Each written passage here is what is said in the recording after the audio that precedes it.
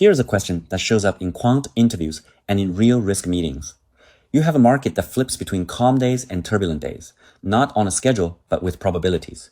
Over a long horizon, what fraction of your days are turbulent? The model behind that question is a Markov chain.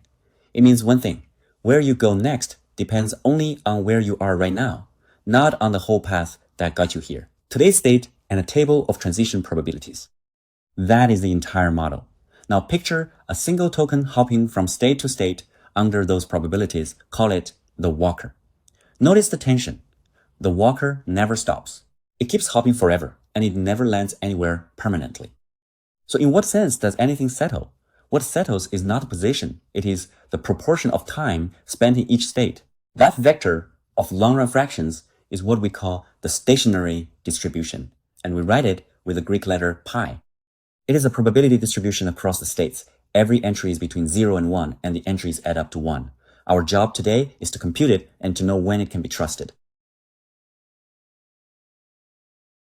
The cleanest way to see it is to stop watching one walker and watch a crowd. Release 500 of them all starting in the same state and let everyone hop independently under the same rules. Watch the histogram. Early on, it lurches because everyone started in the same place. Then it steadies. Individual walkers keep moving between states the whole time, but the shape of the crowd stops changing.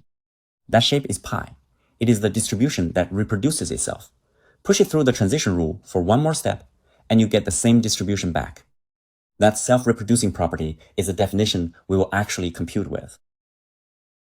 Let us do the smallest interesting example completely. Two states, bull and bear. From bull, the chance of switching to bear on any given day is alpha 0.1. From bear, the chance of switching back to bull is beta 0.2. Otherwise, you stay where you are. You could set up the full fixed point equations and grind through the algebra. There is a faster way that also explains itself. In steady state, the probability flowing out of a state, each step has to equal the probability flowing in.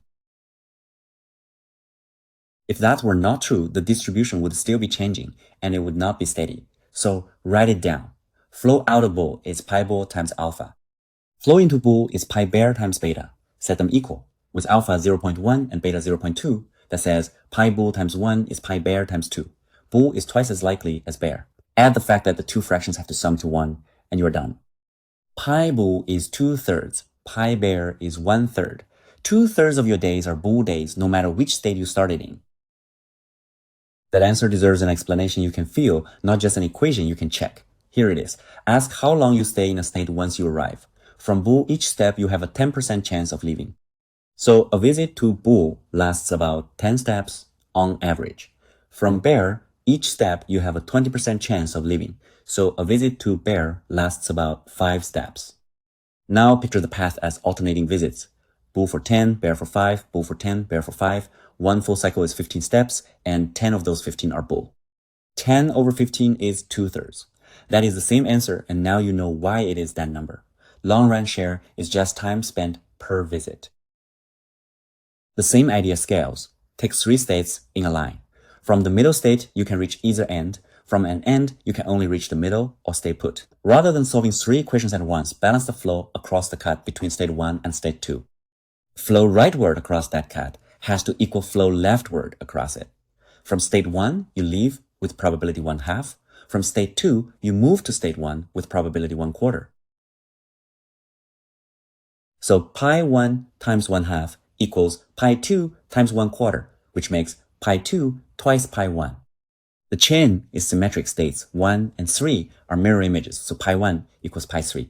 Put those together with the requirement that everything sums to 1, and the answer is 1/4, 1/2, 1/4. The middle state holds half the long run time, which is what the geometry should make you expect. There is a second way to see the stationary distribution, and it makes the phrase forgetting concrete. Take the transition matrix and raise it to a power. Row I of p to the n tells you where you are after n steps if you started in state I. Watch what happens to the rows as the power climbs. They start out quite different, of course they do. They encode different starting points. Then they drift toward each other, and by the 32nd power, they are indistinguishable. Every row has become pi. That is the chain forgetting its starting state. After enough steps, where you began carries no information about where you are. And notice this gives you a completely mechanical way to find pi. Just take a high power and read off any row. Now the trap, and this is the part interviewers actually probe. Take two states where you switch every single step. No stay input from 1, you always go to 2. From 2, you always go to 1. Solve for the stationary distribution, and it exists. It is unique, and it is 1/2, 1/2. Perfectly well defined. But start the walker in state 1 and watch. After one step, it is in state 2 with certainty. After 2 steps, it is back in state 1 with certainty. It oscillates forever and never approaches 1/2, 1/2. So a stationary distribution existing is not the same as the chain converging to it. The property this chain is missing is called periodicity. Returns to a state happen only at even numbers of steps, and that regular beat never dies out. The clean statement is this. If the chain is finite and irreducible, meaning you can get from anywhere to anywhere, then a unique pi exists. To also guarantee that p to the n converges to it, you need aperiodicity as well. In practice, one self-loop anywhere is enough to break the beat and rescue convergence. The same machinery answers the question interviewers actually love. Not where you end up in the long run, but how long until you first arrive. Flip a fair coin until you first see the pattern HTH. Then do it again, waiting for HHT. Each pattern has probability 1/8 on any 3 given flips. So almost everyone expects the 2 weights to match. They do not. HTH takes 10 flips on average, and HHT takes 8. To see why track how much of the pattern you already have. That is your state. Nothing yet, 1 correct flip, 2 correct flips, done. Every new flip either advances you, holds you where you are, or knocks you back. Now compare the near misses. You are hunting HHT and you have HH. You throw another head. Nothing bad happens, you still have HH, still 1 flip from finishing. The extra head costs you nothing. Hunting HTH, you have HT and you throw a tail. Now you hold HTT and no part of that is the start of HTH. You are back to nothing. Same 1/8 probability, but one pattern forgives a near miss and the other punishes it. And that is the whole of the difference between 8 flips and 10. So here is the whole toolkit. To find the steady state, balance the flows, and impose that the fractions sum to 1, it is almost always faster than brute algebra. Finite and irreducible gets you existence and uniqueness.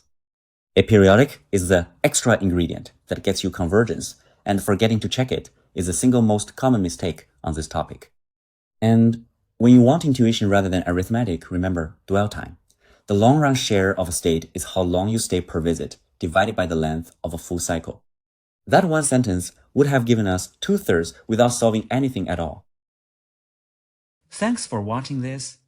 Subscribe to Thinking in Math channel for this and other interesting math topics. And we always welcome your feedbacks. Leave your questions and suggestions in the comments.